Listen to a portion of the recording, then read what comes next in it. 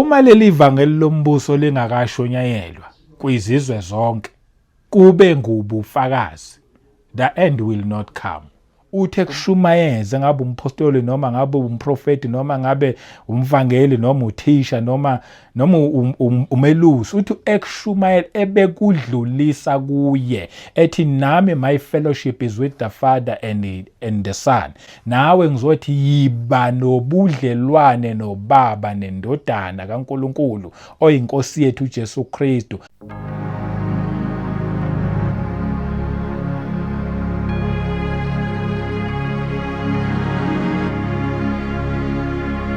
Welcome once again kuKota2 Media. Igama lami ngomduduzi ngwakashabangu. Asibingelele umoya ongcwele khona phakathi kwethu, sibingelela abangcwele kwizindawo zonke la kufinyelela khona le message yaKota2 Media. Mhlawumbe uyaqala nje ukuhlana nale channel, ngizothi mina ungasashintshi, ungayindawo la ekhaya sikhuluma nje indaba ezimnandi ezithinta umuntu kanye noNkulunkulu. Namhlanje kusene ngizonibonga nje bazalwane ngokuthi nayikhulisa i-channel ngokusubscribe. Siyabonga comment okuhle, mahla ama-comment enu bazalwane, ngeke singawabongi. Bonga ngokulike, siyabonga nje ngesupport yonke nakuma-channel members, siyanibonga kakhulu ey'ndaweni zonke. Inkosi inigcine futhi inibusise. Manke ngiqale nje ngokudlulisa lokhu bazalwane before songena ezwini. Ngicela nje ukuthi ningivumele ngikudlulise lokhu. Nginama-guest anokufika la kwiKota2 Media nje maningi kakhulu, ahlale efika ngokushintshashintshana kwawo. Beletha ubufakazi, beletha iy'ntshumayelo, and futhi baphinde after lapho bese beshiyana ama-contacts. And iningi lethu thina abantu bazalwane siyayiswa enjoy ama-contact abo ngoba omunye nomunye uyakhuluma enhlizweni yomunye. Bese sikwazi ukuthi sibathinte, mhlawumbe sicela imikhuleko, mhlawumbe sicela ama-advice nakho konke nje okunye esayisicele. But kwabanye babazalwane ngicela nje ukuthi ningivumele ukuthi ngikudlulise lokhu, kuyaye kungabe sekuba nelimit. Mawucela umkhuleko kumzalwane kuhle nje ukuthi ucela umkhuleko kuphelele khona lapho. Mhlawumbe uma ngabe kungenzeka kudlulele ngale uthola ukuthi usucela izinto ezi-extra njengemali kanje nama-airtime, mhlawumbe kube into yakanye futhi angi-encourage nokuthi izenzeke even nakanye. Ngicela ukuthi ama-guest ezayo angayitholi eseyisola ukuthi ngangizeleni ukuzoletha ubufakazi uma ngabe kanti ngangilethe mina ubufakazi ukuthi kusizakala abazalwane, but abazalwane bona sebebhizi kancane kancane bangicela ama-airtime. Umzalwane ngimthengele i-airtime ngoba ethi uxakekile. Emveni kwalokho futhi usecela imali futhi umzalwane, hawu sexakekile futhi cela imali, ngiphinde ngimnike futhi. Aphinde futhi abuye umzalwane. Ngiyacela abazalwane ukuthi singakwenzi lokhu kube too much. Singakwenzi futhi nje ngicela ukuthi sikuyeke. Singacila abantu imali, ngiyacela impela. Even kwamina ngiyimi nje ayikho nane-1 guest eseyakuyafika la. Yathi uma ngabe seyizohamba mhlawumbe ngase ngithi ngicela ungigcwalisele ngo-20 noma ngo-10 noma nje ngicela imali. Not even one. Akekho noyedwa ongaqhamuka mina athi ngake ngaya lapha kubabushabanga ngathi mase ngifikile kuyena hawu wangicela imali. Cha lutho. Onikelayo usuke enikele ngingazange ngaze ngamcela, kusuke kuphume enhlizweni yakhe bese ethi ey ake ngishiye lokho okungaka, ngiyathemba ukuthi kuzosiza kulomsebenzi. Bese ngiyabonga ngingazange ngacela. Uma kukhona nakhona ofike washiya something, akekho noyedwa mina-ke nje ngiyimi ke befikela kumina angibaceli. So ngiyanicela abazalwane ukuthi singabaceli. Ngiyaye ngiwashiye nami nama-bank details kwi-description ukuthi uma ngabe kukhona someone ofisa ukusapota, ngisuke ngingaceli, ngisuke ngingathi bazalwane ngicela ninikele, ngisuke ngingabaphusha abazalwane. Ngisuke ngiwafakela lama-banking details ukuthi uma kungenzeka kube khona othintwa inkosi nje ukuthi yazini awumfakele unesidingo esingaka. Angalokho ebuza ukuthi manje ngizowathola kuphi ama-banking details, avela wathole kwi-description yayo yona le channel ukuthi nama-banking details zakhe bese yafaka lowo muntu loyo. Not ukuthi ngisuke ngicela. So ngiyacela nje ukuthi singabahlupha abazalwane, singacelani imali. Angithi singasizani, ningizwe kahle bazalwane. Angithi mina masingasizani. Kubalulekile ukusizana ngendlela eyisimangaliso. Kuhle nje maka singabantu sisizane, but abanye bethu bakwenza kuze omunye afile manje eseba worried. And manje uma ngabe engasabi comfortable umzalwane ubuyeze kimi azothi yazini sinesicelo la esifana nalesi. So bengithi mangidlulise leyo part leyo nje bazalwane, ningiqolele ngokuba mude. Ngiyazi ukuthi few yethu siyayithola siphuma nje endleleni kancane, but hayi ngoba sizondana, but nje ukubuyisana endleleni ukuthi cha sibuye nje la sibuye back kwi-order yethu. Sihlangene la ngoyedwa, sihlangene ngeNkosi uJesu Kristu, sihlangene ngoNkulunkulu oyedwa, sihlangene ngombuso kaNkulunkulu owodwa futhi. Singabantwana bombuso, yiwe nje lo mbuso osihlanganisayo. And futhi njengoba uhlanganisa nje ngempela mahlangane ngoJesu Kristu, yena yedwa. Masinezikhalo seyithathe soyibeka kuJesu Kristu, yena uyolenza icebo. Bazalwana ake singene ke endabeni yethu la ngiqala khona nje uMatthew 4:17. Ihloko nje silokho simile nje ukuthi umbuso wezulu usondele. Sithi ke like mina 17, from that time Jesus began to preach and to say, ngoba kwazalwa uJesu but akazange ashumayele up until wazwafika kwi-age of 30. Ezazi kahle ukuthi uzeleni la emhlabeni, ezazi kahle ukuthi uyindodana kaNkulunkulu ela emhlabeni, but wafika nje wafana nabantwana bonke nje abebephila, waba ngumntwana. Siyambona lapha yana esasemncane eyohlangana namakhehla lapha yana kudingidwa iBhayibheli, wayena 12 years lapho. Kuvela ukuthi yena ubani, but wabuye futhi wathi ukuthula up until kwaze wafika iminyaka ewu-30 eyithulele nje. Futhi wayazi kahle ukuthi uNkulunkulu usemhlabeni ngoba kwathiwa igama lakhe kuthiwa uEmmanuel, which means God with us. Wayenathi la emhlabeni. Wayazi kahle ukuthi uNkulunkulu la emhlabeni, but yonke into yakhe yahamba ngesikhathi. Yonke into yethu inesikhathi sethu, asisijaha izinto. Kufanele sizwe yena ukuthi sekuyisikhathi sokuthi ngingaqala manje, ngoba naye waqala ngesikhathi esifanele. Wayengeke aqala isikhathi singakafiki, kodwa walinda until isikhathi esifanele sifike. And sithe mase sifikile isikhathi esifanele, lokho nathi kufanele sikufunde kuye ukuthi kufanele sihambe ngezikhathi. Isona yini isikhathi lesokuthi ngiyenze lento. Mangaba gabi sona isikhathi mangilinde. Yebo yena ungambulela uNkulunkulu ukuthi mina ngiwukuthi, ngoba noJesu wayazi ukuthi ubani, kodwa futhi walinda up until kufika isikhathi. Nathi silinde kuze kufike isikhathi. Lithi lelizwe he began to preach. Mayeshumayela uthini? Uthi masirepente, masiphenduke. Kwafika isikhathi lapho eseqala khona uthi nje masiphenduke. Okwethu ukuthi masiphenduke, meaning masishiye izono. Masishiye konke ukwenza kwethu, masishiye zonke izinto zethu ngendlela ebesizenza ngazo. Mhlawumbe ezinye zezinto siye sayijaha sayiphuthuma. Make sirepent ukubuyele back kuNkulunkulu uzothi baba ngibona ukuthi la ngiye ngaphuthuma mina ngagijimela phambili. Urepente kuleso simo. Ma urepenta bese yamlinda ukuthi ngizawulinda iguidance yakho, kube ngwena ongiholayo. Mangabe sekuwuwo ongiholayo ngiyobe sengiyaqala bese ngiyenza. Uthi masirepente, masiphenduke, meaning masibuyele kuNkulunkulu, sizwe kuNkulunkulu. Ngoba ukurepenta kusho ukuphenduka, kusho ukuyidela mina ngiyimi but ngizinikezele ngokuphelele kuNkulunkulu. Bese wasethini? Wathi for the kingdom of heaven is at hand. Ama version athi for the kingdom of heaven is near. Kusho ukuthi ususondele umbuso wezulu. Masiphenduke ngokuba umbuso wezulu ususondele, ngoba yena uyinkosi yombuso. And ukufika kaJesu Kristu emhlabeni kwase kufike yena ehamba nawo lo mbuso. That's why ethi umbuso wezulu ususondele. Ake siye lapha encwadini kaMatthew 24. Matthew 24 verse 14 la kimi ithi, and this gospel of the kingdom le uJesu ayishumayela ngowathi mayeqala kashumayela ngelinye ivangeli wathi abantu mabaphenduke ngokuba umbuso wezulu ususondele.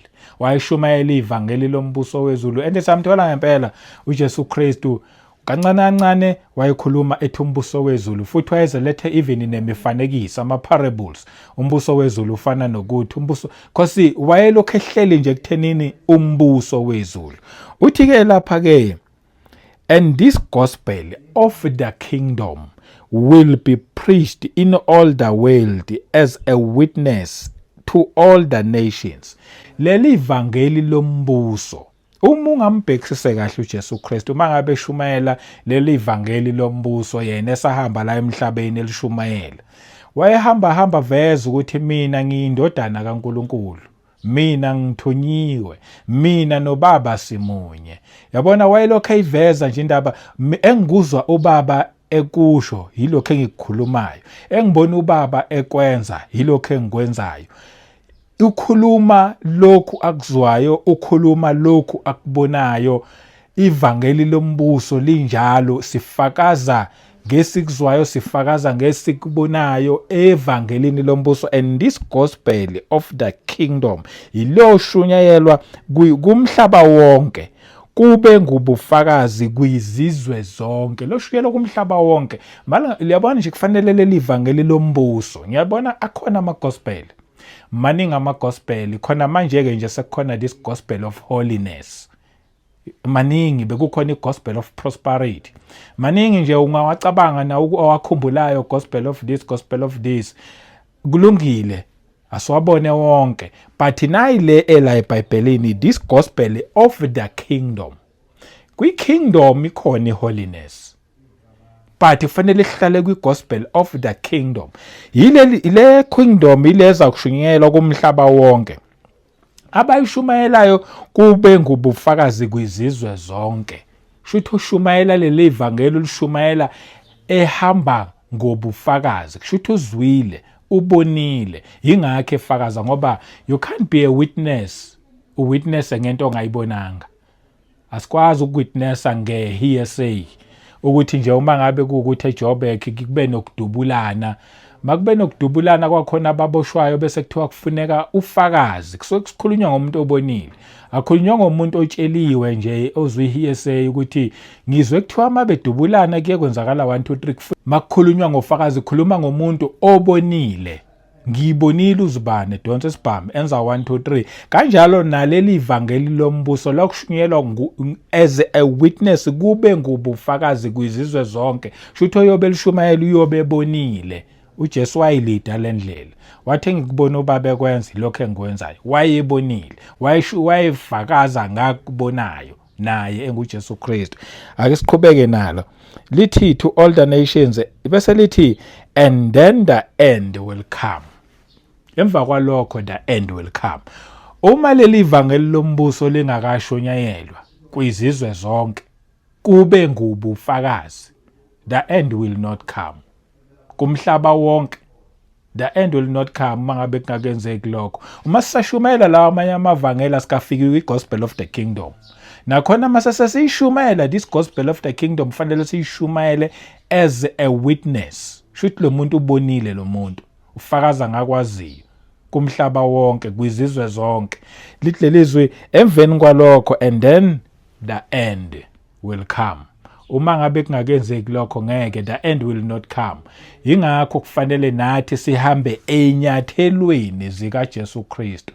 And mangathi ababheka bonke abafundi bakhe even noPaul babeshumayela lona leli ivangeli leli okuyivangeli lombuso. Ngisesekulo nje leli ivangeli lombuso njengoba ekhuluma nje uJesu Kristu. Khona mina into uJesu Kristu akangenzela yona noma ngithi nje uNkulunkulu akangenzela yona. It was 2005. Ngangisindiswe ngo-2003. Kune story nje lapha ekusindisweni kwami but asingihlale la kuleyenzeke ngo-2005. Ngayibona inkosi uJesu Kristu yambulwa kumina. Ngiyambonga futhi umoya oyingcwele ngalobo bufakazi yilo bengibulethayo namanje.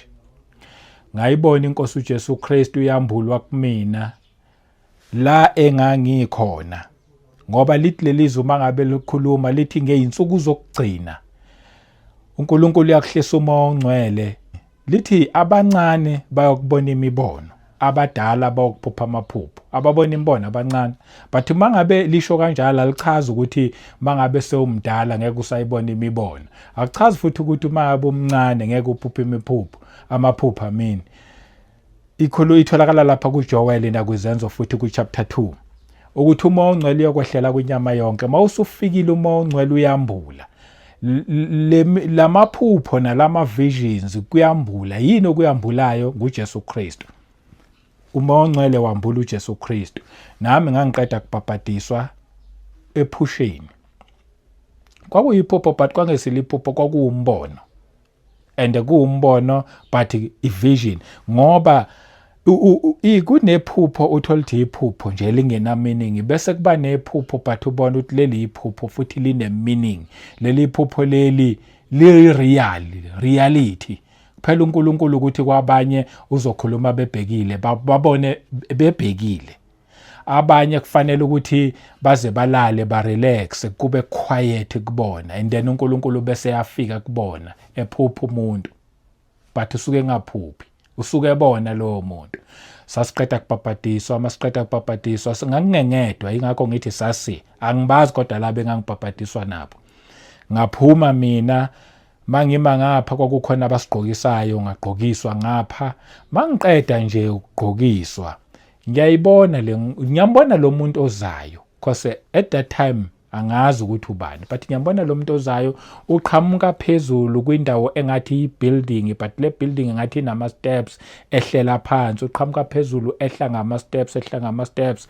Mayifika phansi kukhona into engiyinothisayo kuyena ukuthi all around yena liyana izulu, but ngapha emaceleni futhi lithula lina la kuye around yena liyana impela. Mangithula ngilo ngimnothisa lo muntu bese yeza, ngithe behla ngama steps, bese yeza manje uza kimi ngqo. Njengoba eza kimi, leli zulu elinayo lihamba naye, lina around yena lihamba naye. Hayi, qale ngithuke manje ngoba uze kimi. Athi lo la eduzane kwami, hayi, before athi kimina, ubani loya? Ngithi mina mangimphendula ngithi uNkulunkulu wabo bonke laba abantu ababhabhadiswa la. Should kwakuwumoya ongcwele wangipha that understanding, ngoba that was my response ukuthi nguNkulunkulu wabo bonke laba abantu ababhabhadiswa la. Nami ngiqeda kubhabhadiswa, should nami uNkulunkulu wami. Bese ethi kumina lo la eduze kwami, ungabaleki, ima.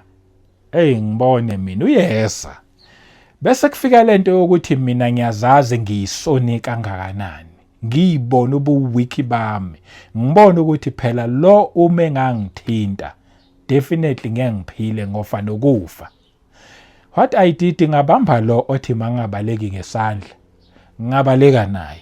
Mangiqeda nje ukubaleka naye kwaba kuphaphama kwami.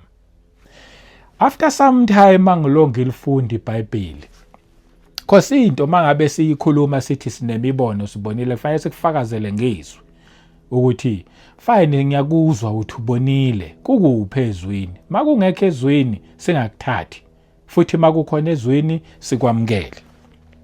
Cela siyencwadini ka1 John chapter 5 ukufakazela lokhu engikukhulumayo. Kwathi ngelinye lamalanga mangilo nje ngilifunda iBhayibheli, ngafike ngakheqa umlomo mangifunda la ku chapter 5 ku1 John ku verse 6, ngoba iqala la ku verse 6. Ithi ku verse 6, this is he who came by water and blood. Ngake ngama nje khona lapho.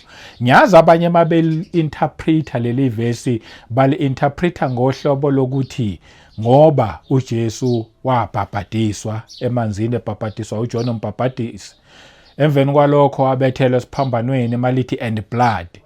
Ngesikhathi ebethelwe esiphambanweni kwaba negazi lachitheka. Ngiyazi abanye bali-interpreta ngaleyo ndlela, but the real meaning yaleli verse likhuluma ngokwambulwa kukaJesu Kristu emntwini, ngoba even nesihloko sakhona sithi the certainty of God's witness. Isiqinisekiso lesi ubufakazi lobo bukaNkulunkulu elethi isiqinisekiso kumuntu, ihloko nje leso sakhona, the certainty of God's witness. This is he who came by water and blood. Ngathi uma ngifunda le ndaba ngathi mina yebo ngambona eza ngamanzi, all around yena lalina. Kwase kubuya kumina ukuthi and blood, angizange ngilibone igazi. But ngaphinde ngaqhubeka futhi lithi Jesus Christ. Ngakhumbula ukuthi ngathi mangabe ngibuza lo ukuthi ngubani lo zayo lo wayela eduze kwami, ngathi mina nguNkulunkulu wabo bonke labo abantu ababhabhadiswa la. Kwase kuyafakazela lelizwe manje laqala lafakaza ukuthi nguJesu Kristu. Ngithe ngisaxakwe indaba kaBlood ukuthi bathi igazi ngilibonanga lalina all around yena, nginesho ngamanzi, lase liyaqhubeka kumina futhi ngoba ngangifunda la ngeke ngime ngiphumele ngaphandle, ngeke ngihambe ngiyojika lapha egeyidini ngithi hayibo kwenzakalani. Naku uNkulunkulu engibonisa into, nakho sengiyithola manje eBhayibhelini. But manje sengibuya senginento yokuthi bathi igazi ngilibonanga, kuza kanjani amanzi ngawabona naye ngambona, but igazi ngizange ngilibona. Ngithe mase ngifika futhi sengiqhubeka ngifunda lathi lelizwi not only by water. Ngaphinde futhi ngaqakeka ngathuka lithi futhi not only by water ngoba mina ngibona amanzi kuphela.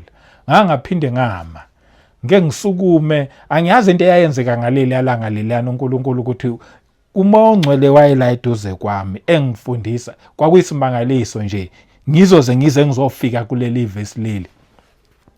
Ngaqhubeka futhi emva kwesikhathi ngaphinde ngafunda lithi but by water and blood, even though mina ngingalibonanga igazi but blood was there, but ngawabona amanzi all around yena lina. Lalela-ke siqhubeke nalo lithi and it is the Spirit who bears witness. Ngoba uMoya oNgcwele ungufakazi. Lithi nguMoya oNgcwele, it is the Spirit ofakazayo. This Spirit ofakazayo nguMoya oNgcwele efakaza ngoJesu Kristu. uMoya oNgcwele nje uma ngabe efike emntwini kufanele ambule uJesu Kristu. Uma ngabe kufike uMoya oNgcwele uzofakaza ngoJesu Kristu.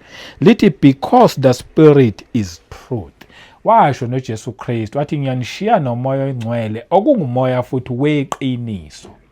Shuthi umoya lo asekufakazile kuliqiniso ngoba umoya weqiniso. Angizange ke ngime ngaqhubeka ngafunda. Lithi ku verse 7 for there are three that bear witness in heaven. Ezulwini bathatha baletha ufakazi. The Father, right? Oqala, the Word, owesibili, and the Holy Spirit, and these three are one. 3 ngoMoya oNgcwele. Laba bobathathu bamunye. Ake ngithi nje ukubuyela back to ku verse 6 senguhlanganisa no verse 7. Angithi mina ngambona uJesu Kristu and ungulizwi, the Word. Ezulwini bathatha abafakazayo, omunye wabo the Word uJesu Kristu. Lithi lelizwi leli ngesikhathi ngimbona owayefakaza nguMoya oNgcwele ngoba uMoya oNgcwele ungumoya weqiniso, the Spirit. Lithi futhi and there was blood. Why ngalibonanga igazi ngoba lithi nezwi futhi asikwazi ukumbona uBaba, the Father. Angazi ukuthi bangaka bazongizwa la. 8 and there are three that bear witness on earth. La kithi ke manje emhlabeni bathathu. The Spirit ofakazayo efakaza ngoJesu Kristu okungumoya weqiniso. The water all around uJesu Kristu lalina all around uJesu Kristu. And the blood, the water also is Jesus Christ. Ngoba Jesus Christ also is the Holy Spirit. La the water represents Jesus Christ. And the blood is the Father. Ngoba ngubaba othatha igazi likaJesu Kristu azosula izono zethu ukuze izono zethu ithethelelwe. Ngesikhathi nje lalichitheka igazi lapha esiphambanweni uJesu ebethelwa, kwakubethela uJesu Kristu kahle kahle babekhona bebathatha esiphambanweni, kodwa babethi bona babethelwa yedwa ababengamfuni kwanguJesu Kristu. Wayekhona uJesu Kristu uye ababembethela, and ngesikhathi igazi lichitheka lapha yana, that was the Father wayekhona present lapha kuJesu Kristu. Ngesikhathi bemhlaba esayidini kuphuma igazi namanzi. I hope bayezwa abantu ukuthi khona umuntu othi mayehlatshwe esayidini kuphuma igazi namanzi aphuma umoya ongcwele wayekhona lapho. Lithi 8, and there are three that bear witness on earth, the spirit, the water and the blood, and these three agree as one. Uzubona phela ukuthi leli verse lencwadi leka First John, uJohn lapho ukhuluma ngobufakazi wambula imfihlakalo la. Zidinga nje revelation phela singayithola ngobaba wethu osezulwini. Ithi ku verse 9, if we receive the witness of men, angithi thina singabantu siyabamukela ubufakazi babantu.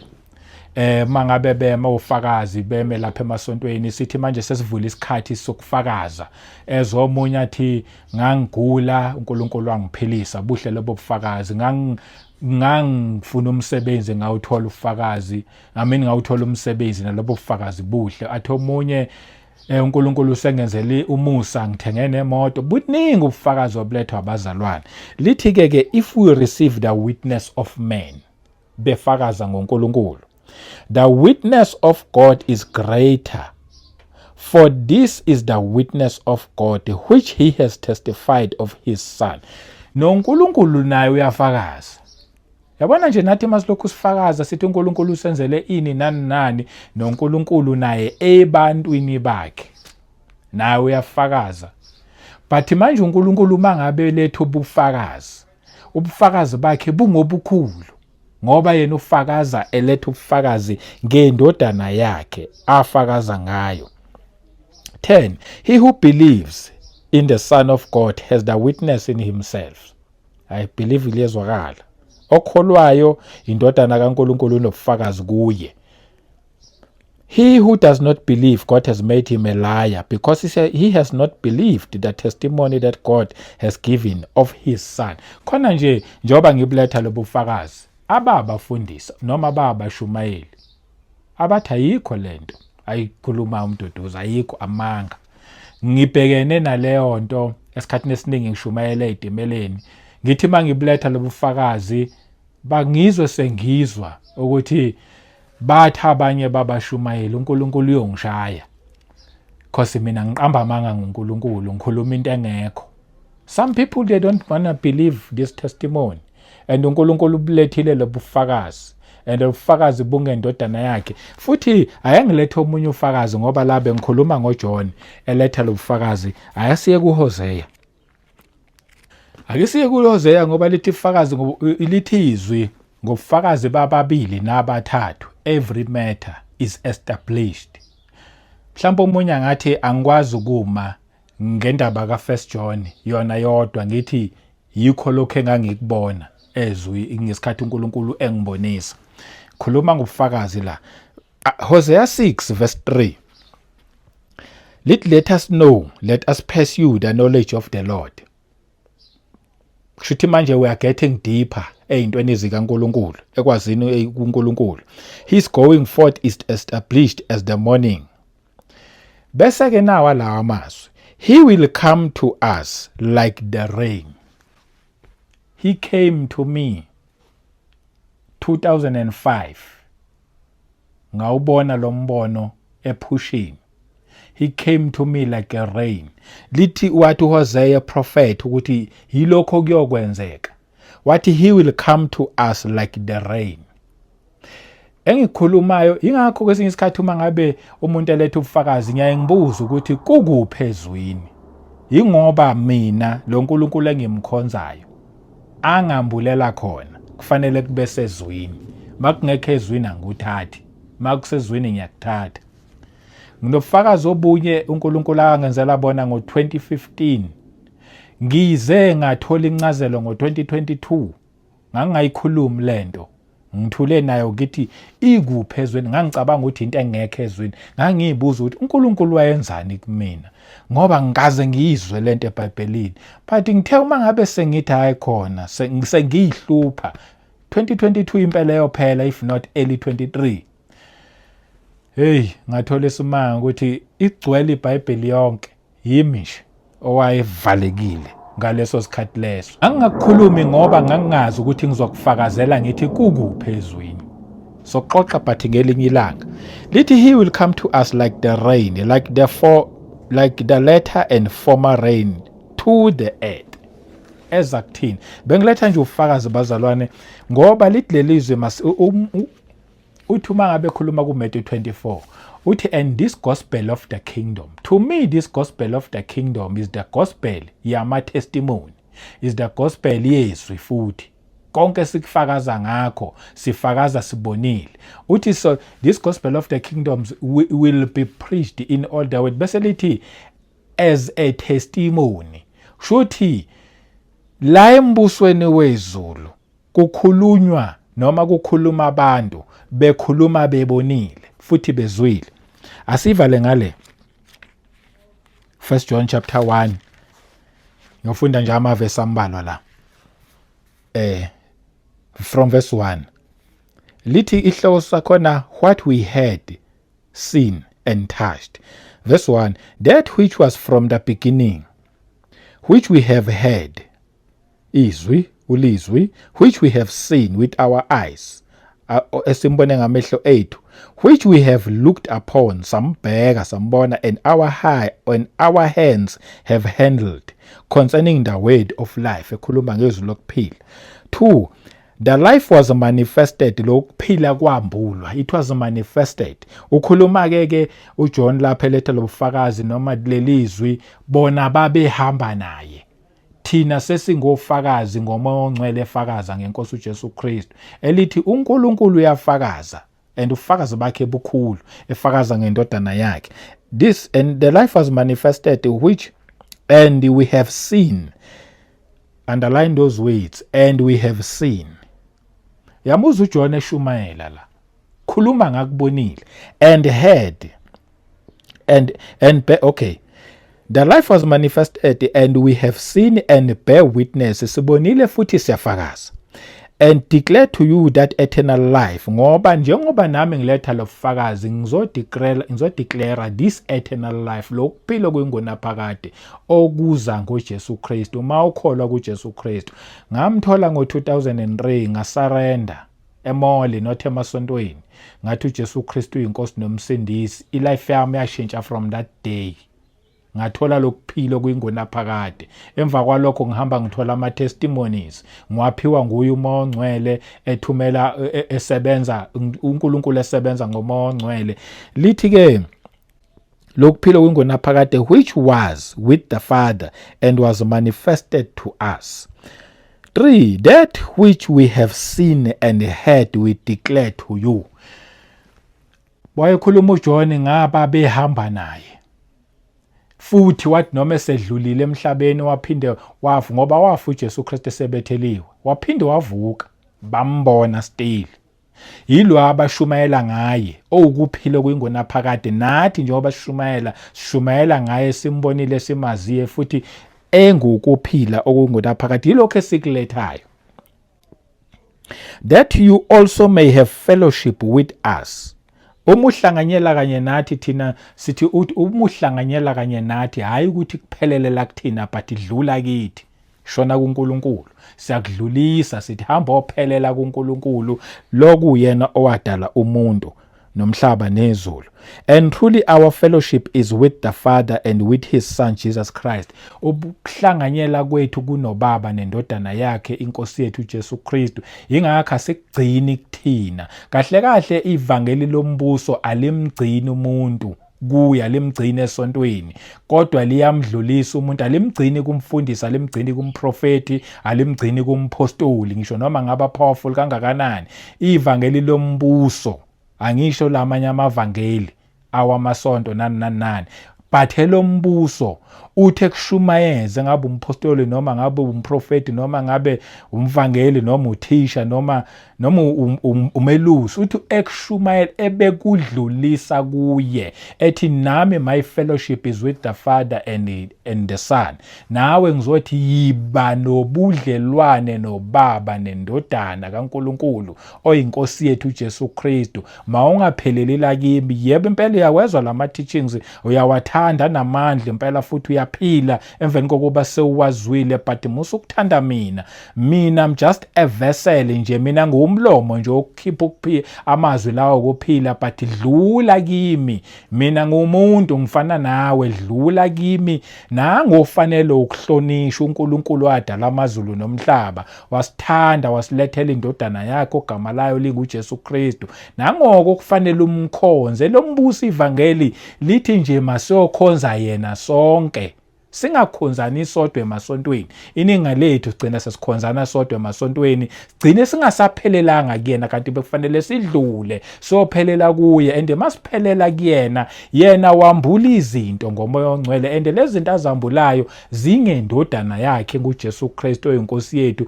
Umambula lapha bese siyaqala sesibonile nathi sesizwile, bese siyabuya sesiyafakaza. Linjalo ke ivangeli lombuso. But ake ngiqhubeke nje ngiqedelele uverse 4 ngizoma khona. And these things we write to you that your joy may be full.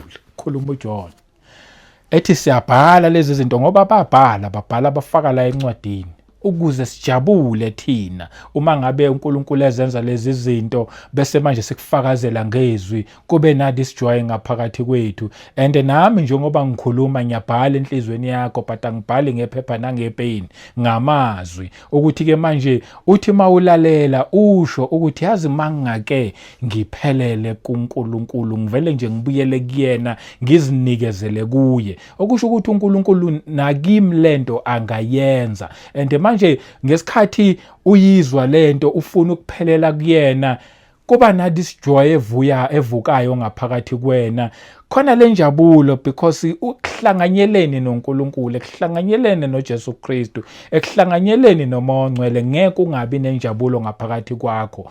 Kodwa uma ngabe siba separated, suka kuNkulunkulu, then futhi soba nenkinga, sikwazi ukuthi singaba nejoy. Ngikhuluma lobufakazi lobu ngibulethiswa yini ukuthi uthe uJesu ngokuba umbuso wezulu ususondele. Ngiyayithola indaba ukuthi mayithi umbuso wezulu ususondele, embusweni khona ukuwubona nokuzwa. And futhi uthi ababushumayelayo lo mbuso wezulu bawushumayela as a testimony, shuthi bazobe bebonile, ukuze kuzokwazi ukuthi the end must come. But uma ngabe kuukuthi baba less, alishunyelwa leli vangeli lisabalale kumhlaba wonke kwizizwe zonke as a testimony. Hayi ukuthi ngoba ngikuyele eBible school ungizwe kahle. There's nothing wrong ukuya ema-Bible school. Ungaya eBible school kodwa ube nobufakazi. Uthi mawusushumayela leli vangeli lombuso kube ngobufakazi. And-ke manje lobufakazi lobu uthi mawubuletha buyambuild umuntu, buyamakha umuntu, bumenza umuntu abone ukuthi kufanele nami ngibuyisane noNkulunkulu, ngiphelele back to kuNkulunkulu. And then kuzoba nathi isijoy ngaphakathi kwena, khona sonke sogcina siyiphelele.